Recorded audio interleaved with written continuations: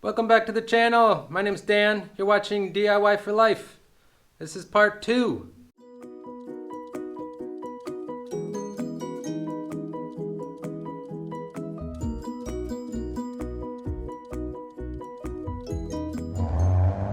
Part 1, we had to rescue the Benz at the convenience store where it broke down entirely, had it towed back to the house, lifted it up on jack stands, tried to do as much as we could to see if we could get the transmission going with checking the fluid, but no go. So ordered some parts from the USA, came from FCP Euro in Connecticut.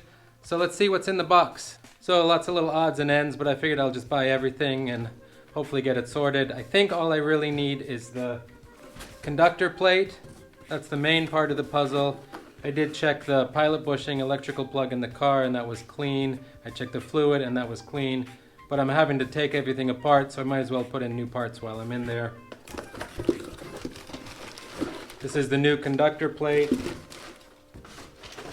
a filter, drain plug cap, gasket, the pilot bushing, probably a few other little things down there. There's also a bunch of tools and fluid and whatnot that I've got laid out on the table. So let me show you that stuff as well. You'll need the set of the Torx sockets. T30 is the main one.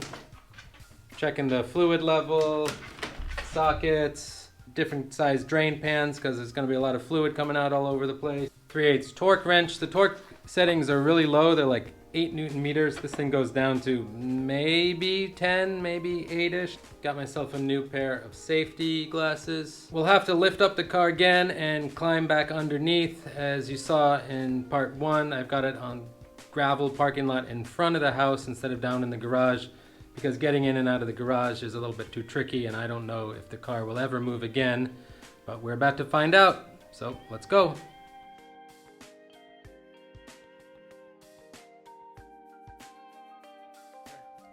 Got to crawl underneath and drain the transmission fluid.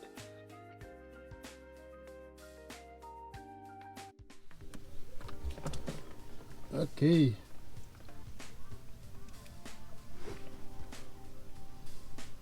I'll let it drain for a little while.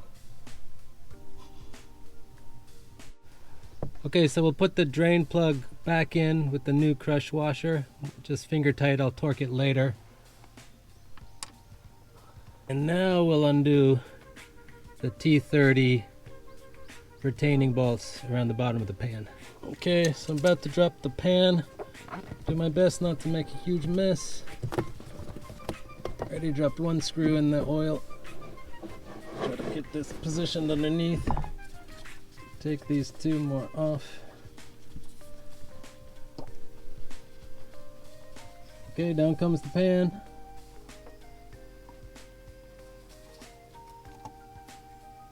On something. Nice. And there's the conductor plate, which will keep dripping for a while.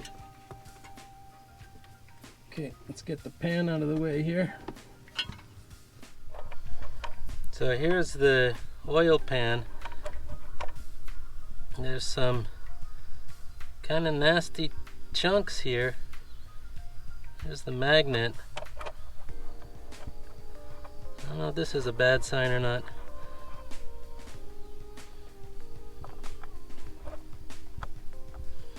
There's a magnet here. It's kind of just sludgy. But over here, some chunks.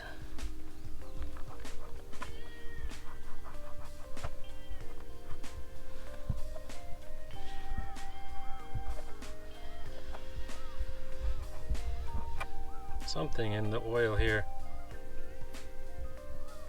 A little bit gritty. Okay.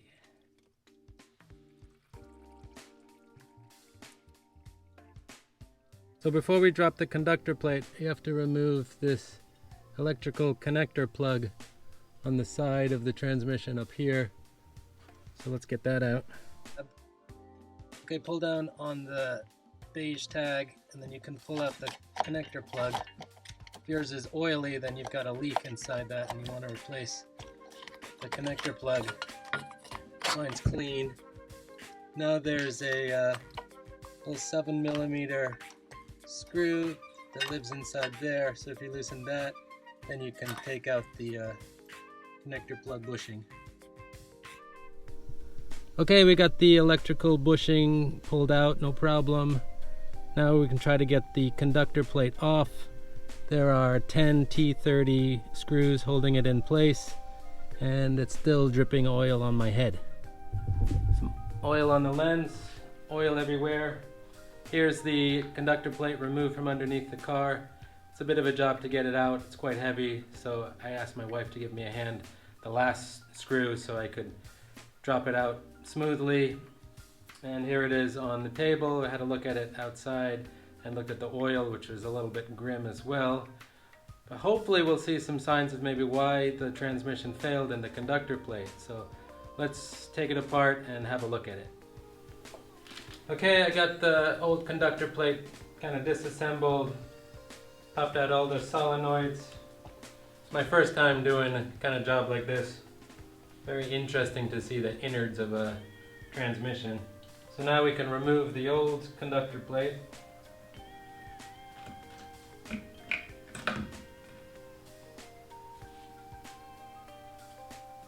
Inspect for obvious signs of damage.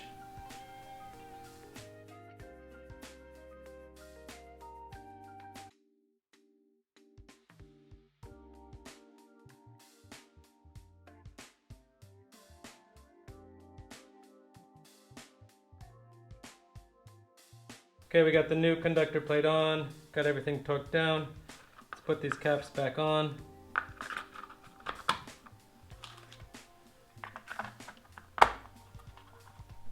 Okay, let's get back underneath the car and we'll put the conductor plate on. Okay, there's the conductor plate put back on. We'll torque everything down. Then we'll put on the new transmission filter. Still dripping on my head. The connector plug, and then the oil pan underneath the transmission, and then we'll have to fill it up with fluid and see if it runs. Alright, so we got everything put back together with the transmission, torqued down, everything connected. What's left is to fill it with fluid. I think we got about 4 liters I want to put in, maybe a little bit under 4 liters. And we'll turn it on and cycle through the gears and see if it moves. So fingers crossed.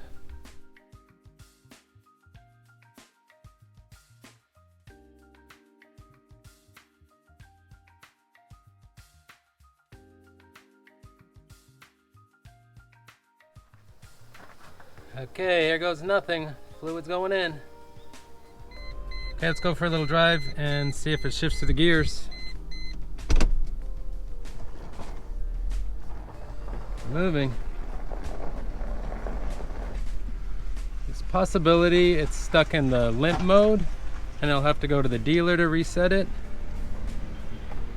Just shifted to second, third, fourth. Well, maybe you don't have to reset it with the dealer. Like third, fourth, and that's up to fifth. Woohoo, that's a good sign. Very good sign. See if we can get the gearbox up to temperature. It's supposed to be checked at hot and cold. So I checked it cold, it looked alright. I only put in 3 liters.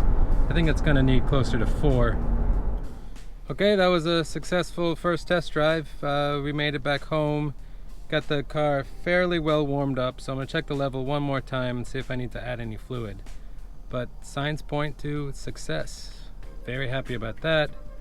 But only time will tell if the transmission will last, because last time, 3 years ago, I did the same process of replacing the conductor plate and then it failed a few months later. But fingers crossed that that's all it needed. And I'll keep you posted. Hopefully this is the end of the saga with the Mercedes, and this is the end of part 2 and the end of the series.